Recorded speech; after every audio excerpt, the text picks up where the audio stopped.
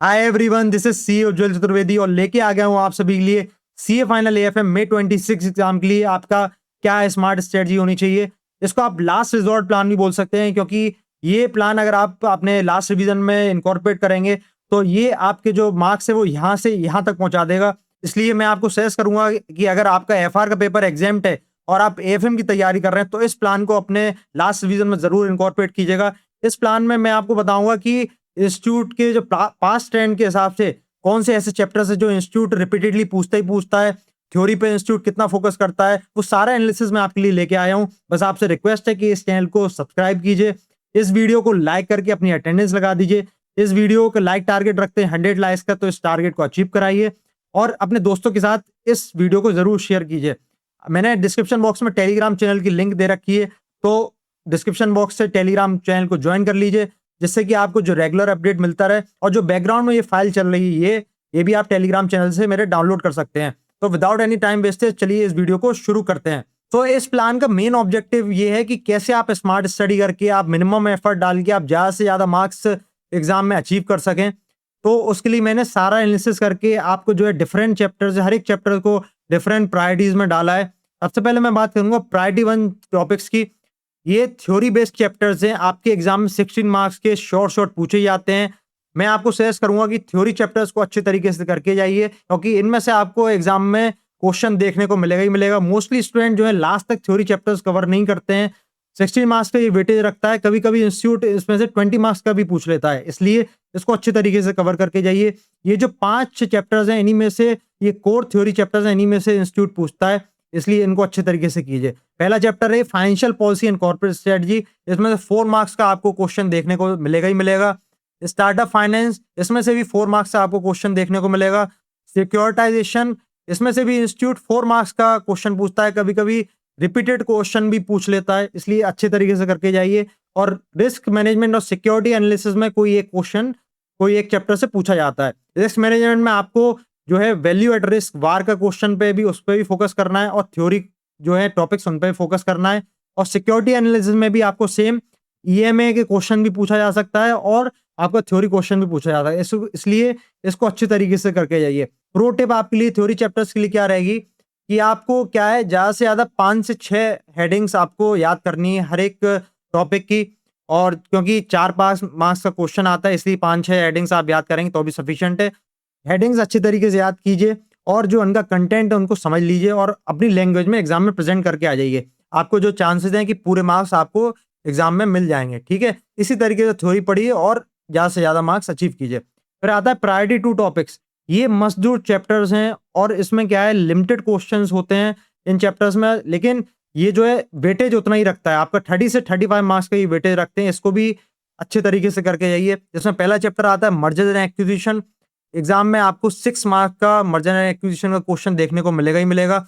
Apart from this आपको 2 marks का आपको जो है एमसीक्यूज में भी क्वेश्चन मिलेगा। तो सेम वही रिपीटेड क्वेश्चन है, वही आपका जो है, ज्यादा आपको इसमें दिमाग नहीं लगाना, बहुत ईजी चैप्टर है, अच्छे तरीके से करके जाइए।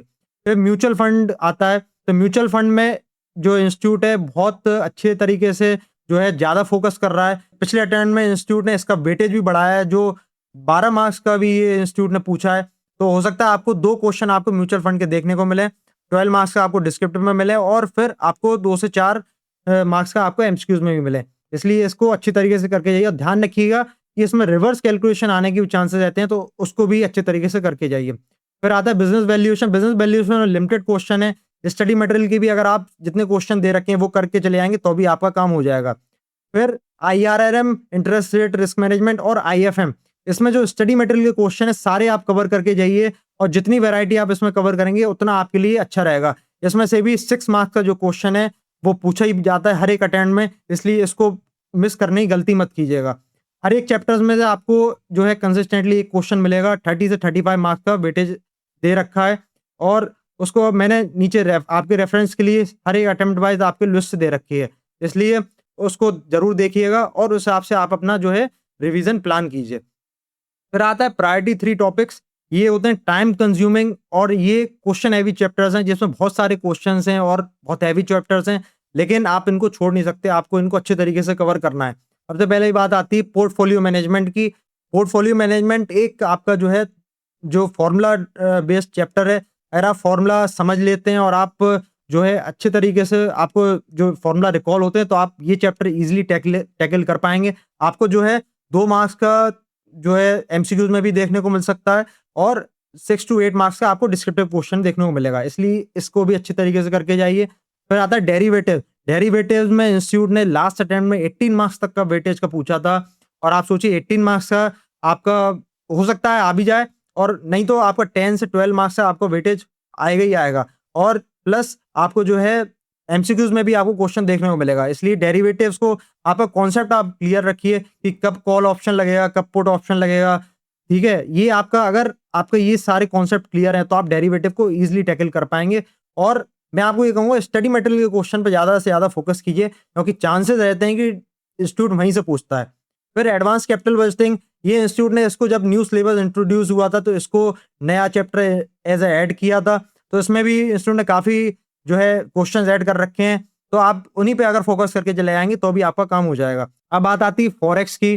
फॉरेक्स का जो है एग्जाम में इंस्टीट्यूट 10 से 12 मार्क्स का वेटेज पूछता है और कभी कभी एमसीक्यूज में भी क्वेश्चन आ जाते हैं।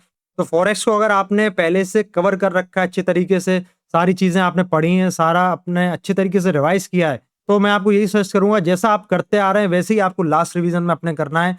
इसको फॉरेक्स को छोड़िए मत बिल्कुल और वैसे ही रिवाइज कीजिए।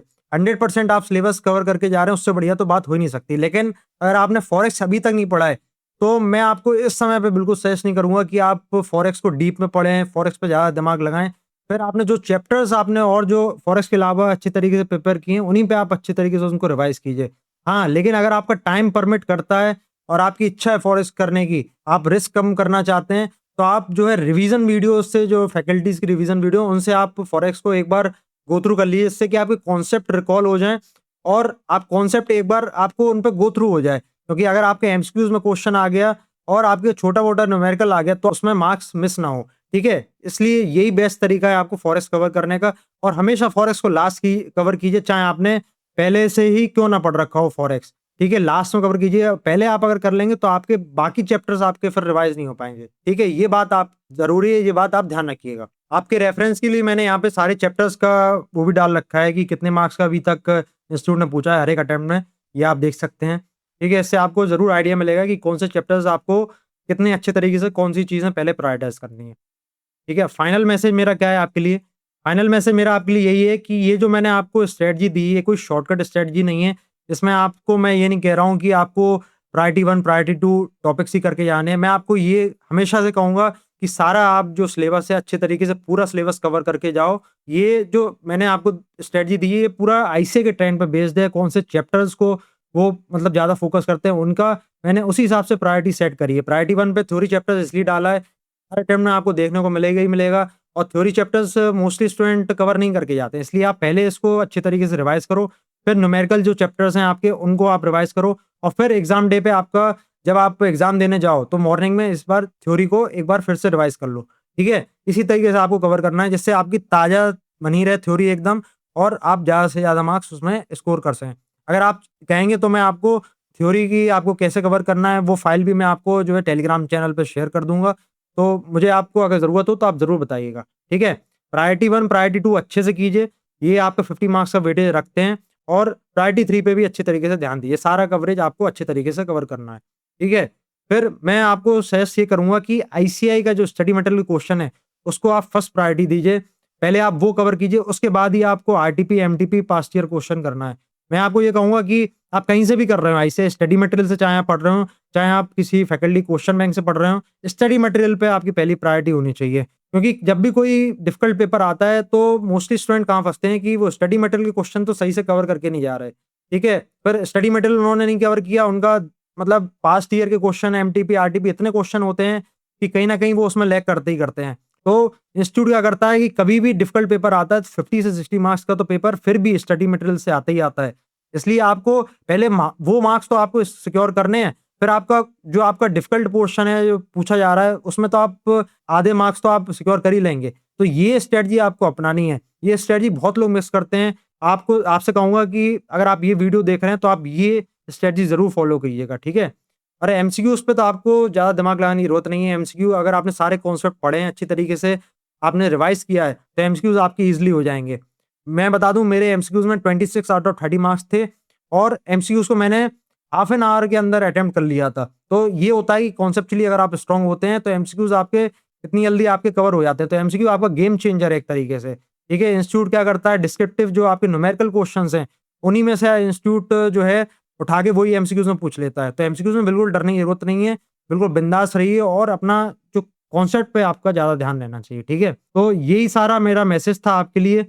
और ये जो फाइल है मैंने टेलीग्राम चैनल पे अपने शेयर कर रखी है। इस वीडियो को अपने दोस्तों के साथ जरूर शेयर कीजिए।